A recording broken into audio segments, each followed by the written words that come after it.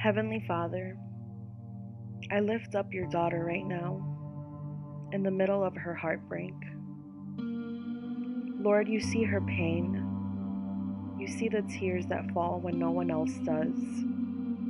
And you draw close to the brokenhearted.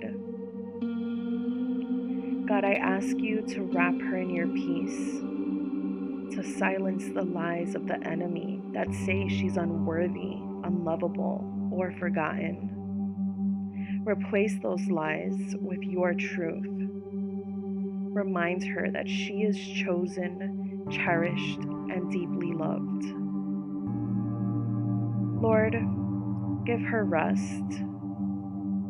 Release the weight she's been carrying, the questions that keep her up at night, and the ache of what she's lost. Help her breathe again.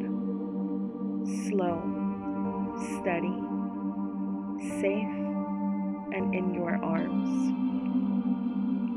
Lord, I pray you'd begin a new chapter in her story, that hope would rise where despair has lived, that love, your love, would heal what feels shattered. In Jesus' name I pray, amen.